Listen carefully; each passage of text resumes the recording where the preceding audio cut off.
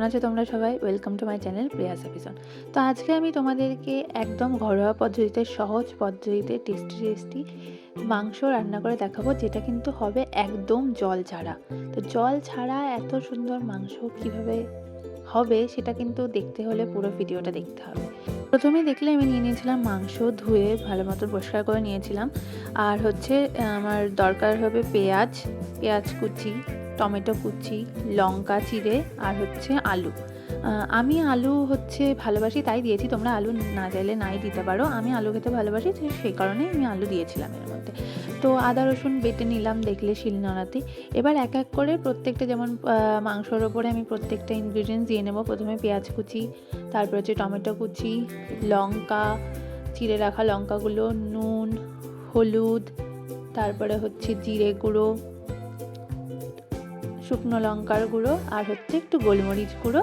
আর তারপরে আমি এর মধ্যে দিয়ে দেবো সর্ষের তেল। তো এবার এটাকে ভালো করে মেখে নেবো। আমি প্রত্যেকটা মশলা দিয়ে মেখে এটাকে কিছুক্ষণ রেখে দেবো ম্যারিনেটের জন্য, আধ ঘন্টা 1 ঘন্টা মতন ম্যারিনেটের জন্য রেখে দেবো। তাতে কি এই যে মশলাগুলো আমি দিলাম, এটা মাংসের ভিতরে ভালোভাবে আর কি ঢুকবে, তো মাংসটা আরও ভালো টেস্ট হবে। তো সেই কারণে আমি মোটামুটি আধ ঘন্টার জন্য ম্যারিনেট করতে রেখে দেবো। তো এটার টেস্টটা বেশ ভালো আসবে।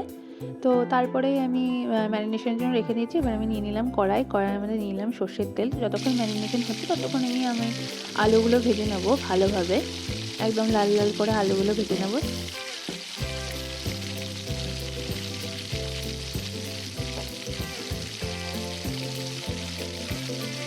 তো ব্যাস, আমার আলু হয়ে গেছে ভাজা কমপ্লিট। আমি আলুগুলো তুলে নিয়েছি। এবার ম্যারিনেশন করে রাখা যে মাংসটা, সেটাকে আমি কড়াইয়ের মধ্যে দিয়ে নেব। তো দিয়ে প্রথমে আমি এটাকে ভালো করে মশলাটা, কাঁচা মশলা দিয়েছি, তো ভালো করে এটাকে কষিয়ে নেব ভালো মতো।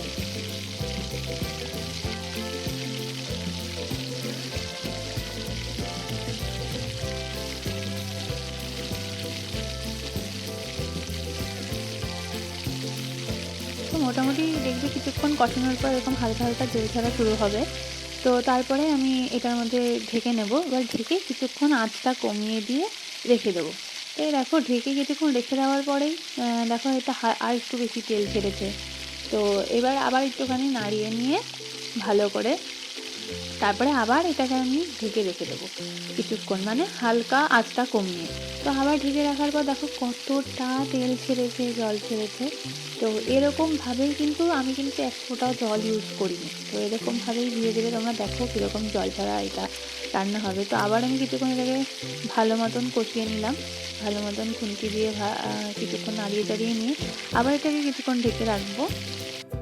তো ঢেকে রাখার পর তোমরা নিজেরাই দেখো এখন কতটা তেল ছেড়েছে, জল ছেড়েছে, কতটা টেস্টিও লাগছে দেখতে। এটা কিন্তু বেশি মানে একদমই ঘরোয়া পদ্ধতিতে খুবই সহজ। এ দেখো আরও কিছুক্ষণ ঢেকে রাখার পর এখন দেখো তোমরা দেখতেই পাচ্ছ যে কতটা তেল আর জল আর কি হয়ে গেছে। আমি কিন্তু এক ফোঁটাও জল ইউজ করিনি। তারপরে লাস্টে আমি এটার উপরে দিয়ে নেবো একটু গরম মশলা।